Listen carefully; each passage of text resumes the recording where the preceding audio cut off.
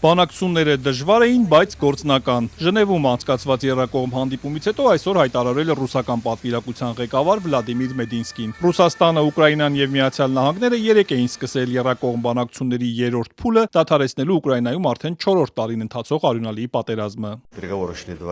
Բանակցությունները տևեցին 2 օր, 3 շատ երկար, տարբեր ձևաչափերով, իսկ այսօր մոտ 2 ժամ։ Դրանք դժվար էին, բայց գործնական։ Հաջորդ հանդիպումը տեղի կունենա շուտով։ Тяжелыми, но деловыми.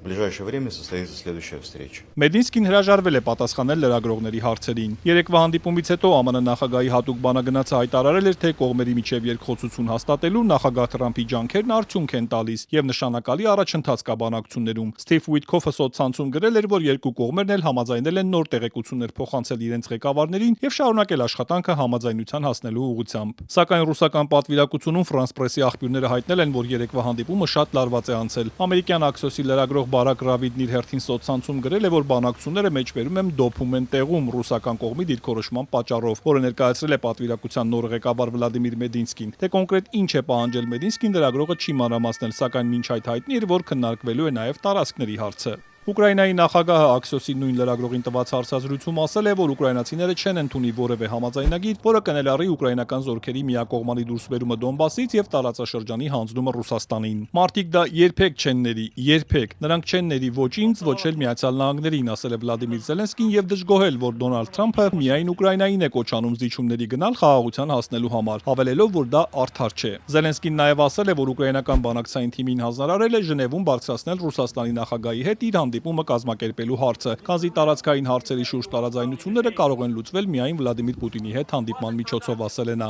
Երեկոյան ուղերձում էլ Ուկրաինայի առաջնորդը դժգոհել է, որ ռուսական զինուժը շարունակել է հարվածները նույնիսկ այն ժամանակ, երբ եռակողմ բանակցություններ էին ընթանում Շվեյցարիայում։ Սա շատ հստակ ցույց է տալիս, թե ինչ է ուզում Ռուսաստանը եւ ինչի վրա է կենտրոնացած։ Երեք մոտ 400 անօդաչու են կիրառել։ Հարվածների սպառնալիքը չի վերանում, ցուրտ եղանակն ինքնին գրավիչ գործոն է Ռուսաստանի համար եւ նրանք կշարունակեն ձմեռը զենքի վերածելու փորձերը։ Այսօր Զելենսկին սոցցանցում գրել է, որ երեկվա քննարկումները դժվար են եղել, ապա նշել է, որ Ռուսաստանը փորձում է ձգձգել բանակցությունները, որոնք արդեն կարող էին հասնել եզրափակիչ փուլ։ Այս ընթացքում կողմերը շարունակել են փոխադարձ հարվածները։ Ռուսական կողմը հայտնել է, որ եւս 2 բնակավայր է վերցրել Ուկրաինայի արևելքում։ Ուկրաինական բանակն իր հերթին հրթիռներով հարվածել է Բելգորոդի էլեկտրամատակարարման օբյեկտներին։ Անօդաչուներով էլ հարվածել է ռուսական Չեբոքսարի քաղաքին։ Բրյանսկում ուկրաինական անօդաչուի հարվածից 1 մարդ է սպանվել։